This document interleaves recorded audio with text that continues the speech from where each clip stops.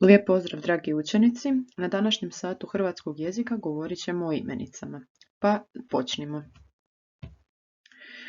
Na samome početku ponovimo vrste riječi o kojima smo govorili na prošlom satu jezika. Najprije upišite u tablicu koju vidite slovo P za promjenjive i slovo N za nepromjenjive riječi.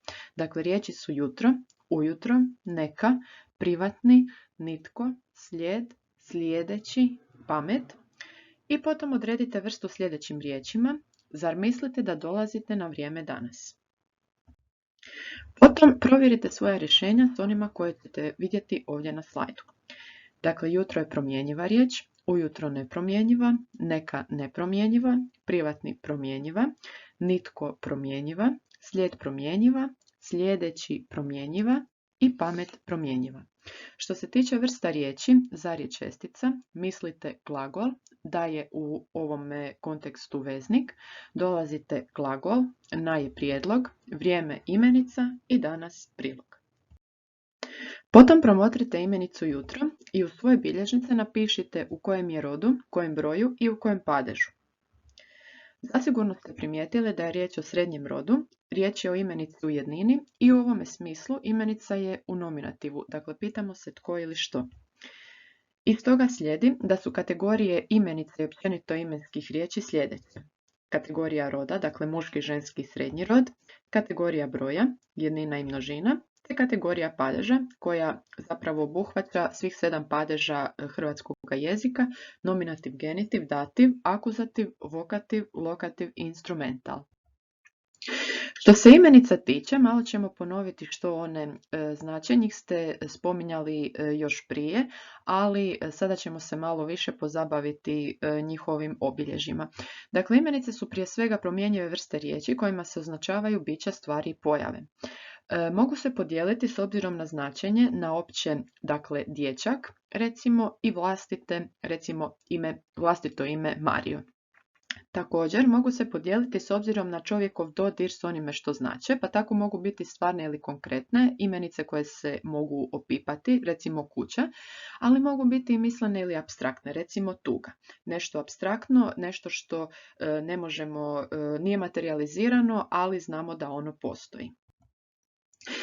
Što se tiče gramatičke kategorije roda, rod se očituje u slaganju drugih imenskih riječi s imenicama, dakle pridjeva, zamjenica i brojeva. Recimo dobar čovjek, ova žena, ovo ljeto. Vidimo da se pridjev i ove zamjenice koje vidite na slajdu slažu s imenicama koje se nalaze pokraj njih. Što se tiče roda i spola, što mislite, podudara li se uvijek gramatički rod sa spolom? Apropo toga, proučite sljedeće imenice koje označuju živa bića i utvrdite im rod. Dakle, imenice su sljedeće: dječak, dijete, tele, mladić, pile, jelen, janje, mačak, ždrijebe, muškarac, mačka, štene, curetak, djevojče, djevojka, srna, momče, djevojčuljak, žena, sluga i vojvoda. Također, usporedite spol živih bića u stvarnosti s rodom imenica koje ih označuju u jeziku. Što se prošlih primjera tiče, mogli ste primijetiti da su djevojka i žena ženskog roda, muškarac je muškog. Dijete je srednjega, ali može biti i ženskog i muškog spola. Dakle, radi se o imenici koja je gramatički, odnosno jezično srednji rod, ali dakle može biti i muški i ženski spol. Također isto i sa nazivima životinja poput tele, ždrijebe, štene. A kod primjera curetak i djevojčuljak vidimo da su to imenice muškog roda, dakle ovaj curetak, ovaj djevojčuljak, ali to su imenice zapravo ženskog spola. Što se tiče gramatičke kategorije broja, ona označava jedninu, odnosno singular, i množinu, odnosno plural. U skladu s time, deklinirajte imenice oblak, obala i more u jednini i množini i to u svoje bilježnice i potom ih usporedite s rješenjima koje ćete vidjeti na slajdu. Dakle, usporedite sve tri imenice u jednini i množini s onime što ste vidjeli sada na slajdu. Ovdje se nalaze sva tri oblika i u muškom i u ženskom i u srednjem rodu i to u jednini i množini. Što mislite, označuje li gramatička jednina uvijek jedno biće, stvar ili pojavu? Naravno, ne. Recimo imamo to kod zbirnih imenica. One znače množinu, ali su gramatička jednina. Recimo imate primjer ovo granje, ovo šiblje. I također imamo pojavu singularijetantum, to su imenice koje imaju samo gramatičku jedninu, dakle to su vlastita imena poput Osijek, Zadar, Maja, Noa, potom zbirne imenice, na primjer lišće, neke gradivne, recimo mlijeko i zlato, i neke mislene, recimo dobrota i sluh.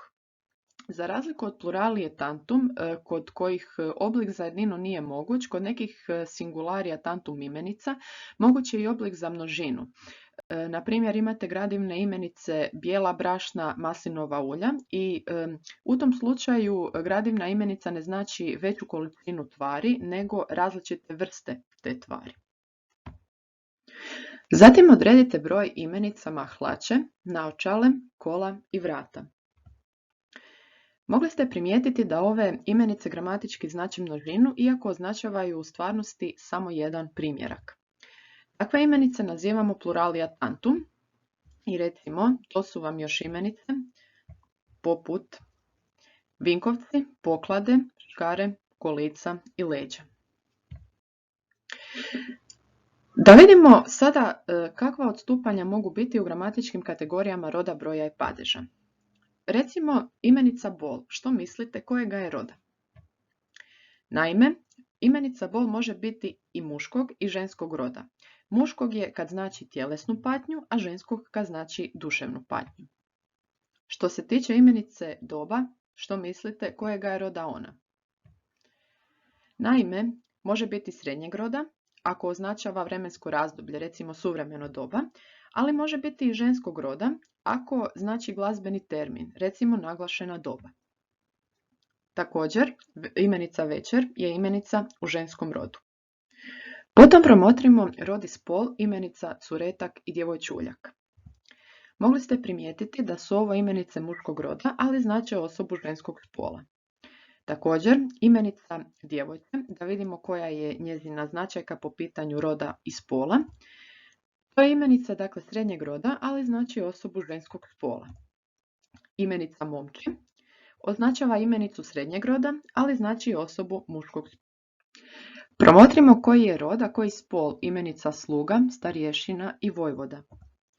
Mogli ste primijetiti da je riječ o imenicama ženskog roda zbog nastavka a, ali one označavaju imenice muškog spola. Što se tiče zbirnih imenica, odnosno onih koje spadaju u singularijetantum, rod određujemo prema nastavku za nominativ jednine, a što se tiče pluralijetantum, rod određujemo prema nastavku za nominativ množine. Što se tiče gramatičke kategorije padeža, u hrvatskom jeziku imamo 7 padeža. Prvi je nominativ, dakle tko što, označava najčešće subjekt. Što se tiče genitiva, pitanja za njega su koga, čega, najčešće izriče pripadnost, osobinu ili dio cjeline. Zatim dativ, on je padež namjene i cilja, ima pitanja komu čemu, a obično on ne dolazi s prijedlozima, a kada dolazi to su prijedlozi k ili k, nasuprot, unatoč, usprkos. Zatim akuzativ s pitanjima koga što, to je padež objekta, odnosno predmeta radnje. Potom vokativ, to je padež dozivanja, oslovljavanja i obraćanja, dakle o ili oj. Lokativ, najčešće je padež mjesta i najčešći su prijedlozi kod njega na, o, po, pri, prema, u. I na kraju imamo instrumental, najčešće je padež sredstva i društva. Dakle, pas se igra loptom, a ne s loptom. Ovo s označava nam društvo. I također prijedlozi koji inače još otvaraju mjesto instrumentalu, to su među, nad, pod, pred, s ili sa i za. Mijenjanje tih imenskih riječi po padežima nazivamo deklinacijom ili sklonidbom. Zadržimo se još malo na sklonidbi imenica. Stavite sad sljedeće imenice u genitiv jednine. Imenice su grad, glumac, Marko, Hrvoje, Slava, Andrija, riječ, kost, djelo i spavanje. Potom odvojite nastavak od osnove i usporedite ova rješenja koje ćete vidjeti na slajdu. Dakle, grada, glumca, Marka, Hrvoja, Slave, Andrije, riječi, kosti, dijela i spavanja. Potom promotrimo koliko sklonidbenih vrsta imamo u hrvatskom jeziku. Prvo ili A sklonidbu imaju imenice muškog roda sa nultim morfemom u nominativu jednine, recimo grad, imenice muškog roda s nastavkom o ili je u nominativu jednine, recimo Marko, Hrvoje, te imenice srednjeg roda poput dijelo i spavanje. Drugo ili je sklonidbu imaju imenice ženskog roda s nastavkom a i e u nominativu jednine, dakle ulica, Mare, Andrija, neka muška imena na o i e, recimo Bruno i Ante, te imenice odmila, poput Zeko, Ujo i Medo. Treću ili i sklonidbu imaju imenice ženskog roda s nultim morfemom u nominativu jednine, recimo imenica riječ. Kako biste deklinirali imenice kći i mati? Malo razmislite i napišite ih u jednini i množini i potom usporedite svoje odgovore s onima koje ćete vidjeti na slajdu. Dakle, imate primjer imenice kći i mati za jedninu i za množinu. I sada malo pogledajmo osobitosti u sklonidbi imenica. Dakle, prvenstveno kod vokativa instrumentala jednine, osnova može završavati na nenepćanik, dakle brod, Ivan, čovjek, jelen, ili nepćanik, dakle plesač, Blaž, muž i kralj. Nepćanici, odnosno palatali, su inače č, ć, dž, dj, š, ž, nj, lj, j. Dakle, u tim riječima koje sam nabrojila, nastavak dolazi ovisno o završetku osnove. Recimo u vokativu jednine imamo Ivane, brode, a u vokativu jednine kod sljedećih dviju riječi imamo Blažu, kralju. Dakle, u prvom slučaju imamo nenepćanik u osnovi, a u drugome nepćanik. U instrumentalu jednine, dakle kod nastavka om, imamo Ivanom, brodom, dakle opet nenepćanik u osnovi i nepćanik u primjeru, dakle Blažem i kraljem. Dakle, tu vidimo nastavak m. Kad osnova završava na glasove koji su na mjestu nekadašnjih nepćanika, recimo r, obično se pojavljuju dvojni oblici, pa tako imamo, na primjer, mornaru, mornare, te mornaru, mornarem.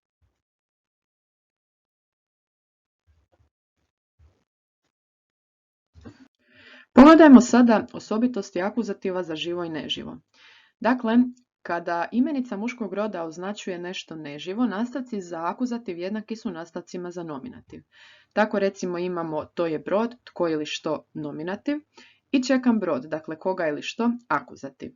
Kad imenica muškog roda označuje nešto živo, nastavci za akuzativ jednaki su nastavcima za genitiv. Tako recimo imamo primjer nema čovjeka, koga ili čega genitiv i čekam čovjeka, odnosno koga ili što, dakle riječ je o akuzativu. Jednosložne i dvosložne imenice muškog roda na ništični nastavak mogu osnovu u množini proširiti u mecima ov i ev. Imenice čija osnova završava na nenepćanik proširuju osnovu sov, to je recimo s primjerima brodovi i pojmovi, a imenice s osnovom na nepćanik proširuju dakle svoju osnovu sa ev. Recimo imamo primjer miševi, tornjevi. Kada je osnova proširena, govorimo o dugoj množini, a kada osnova nije proširena, to je kratka množina. Što se tiče imenica srednjeg roda, nebo, čudo i tijelo su imenice u jednini i one imaju kao takve neproširenu osnovu, a u množini mogu imati i proširenu i neproširenu osnovu. Recimo, neproširena osnova je u primjerima neba su svemirski prostori, čuda imaju neutralno značenje, tijela su neutralnog značenja i proširena osnova, recimo nebesa su prebivalište viših bića, čudesa su dijela viših bića i tjelesa su ružna tijela. Pogledajmo sad imenicu uho. Ona ima 3 oblika za množinu s različitim značenjem. Dakle, uši označavaju osjetila sluha i u ženskom su rodu množine. Uha označuju dijelove posude koji služe za držanje i u srednjem su rodu množine. Ušesa su velike uši i označavaju srednji rod množine. Imenica oko ima 2 oblika za množinu s različitim značenjem. Oči su osjetila vida, ženski rod množine, a oka otvori na mreži. Dakle, riječ je o srednjem rodu množine. Osobitosti druge ili sklonidbe vidimo u dativu i lokativu jednine imenica ženskog roda. Tu inače dolazi do sibilarizacije. Recimo imamo primjere ruka ruci, noga nozi, svrha svrsi.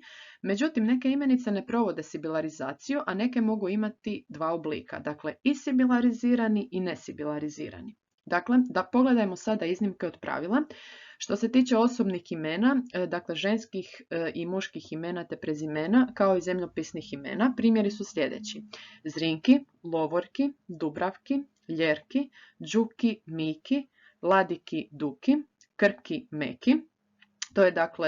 To su one imenice kojima osnova završava na k. Potom g, Helgi, Olgi, Jagi, Grgi, Dragi, Žigi, Drezgi, Vargi, Kartagi, Volgi. I potom na h, Mihi, Tihi, Cijuhi, Cohi i Glihi. Dakle, nije Zrinci, nije Dubravci, nije Duci, nego je dakle Zrinki, Dubravki, Krki i tako isto i kod ostalih. Kod nekih oblika imamo dvojna rješenja, pa tako imamo zemljopisna imena na ska i ška, recimo Aljaski, Aljasci i Gradiška, Gradišci. Dakle, osobitosti treće ili i sklonidbe nalaze se u instrumentalu jednine koji može imati dva nastavka, dakle i poput slabosti, radosti, ljubavi i ju, slabošću, radošću, ljubavlju. Kada je instrumental bez prijedloga ili atributa, običniji je nastavak ju. Tako recimo imamo tu njegovu naviku smatraju slabošću, ali s druge strane imamo primjer sa svojom slabosti moraš se sam boriti. Dakle, zato što ovdje imamo ovaj prijedlog sa. Kod nastavka ju dolazi do glasovnih promjena, recimo imamo milost, milošću, gdje je nastala jotacija, ali jednačenje po mjestu tvorbe, i imenica krv, u kojoj je, dakle, kad je prešla u krvlju, nastala jotacija i to epenteza, odnosno epentetsko l. Sada, kada ste pogledali ovu video lekciju, pročitajte sljedeći tekst i podcrtajte sve imenice, a potom ih zapišite. Dakle, riječ je o tekstu iz dijela Jorgea Bucaja, Okovani slon. Pa poslušajmo sad sljedeći tekst. Kad sam bio dijete, obožavao sam cirkuse, a u cirkusu su mi se najviše sviđale životinje. Pozornost mi je posebno privlačio slon, koji je, kako sam poslije doznao, svoj djeci bio najdraža životinja. Tijekom predstave golema je životinja svašta izvodila novčićem, neobičajna kombinacija veličine i snage. Ali nakon nastupa i neposredno prije dolaska na pozornicu, slon je uvijek bio vezan za malen kolac zabijen u zemlju, lancem koji je držao samo jednu nogu. Osim toga, kolac je bio komadić drva, zabijen jedva nekoliko centimetara u zemlju. Iako je lanac bio debeo i moćan, bilo mi je jasno da se životinja koja je u stanju iščupati stablo s korijenom mogla s lakoćom osloboditi kolca i pobjeći. Tajna mi je i dalje bila nejasna. Dakle, promotrite ovaj tekst i potom odredite koje su imenice. Zatim usporedite svoje odgovore s onima koje vidite na slajdu. Dakle, navedene su sve imenice, čak i one koje se javljaju i više puta. Nakon poslušane video lekcije želim vam svako dobro i da i ostale predmete na online nastavi svladate isto tako kao i hrvatski jezik. Što se daljnjeg gradiva jezika tiče, slijede nam daljnje imenske riječi i to dakle promjenjive vrste riječi, a do tada srdačno vas pozdravljam i želim vam sve najbolje.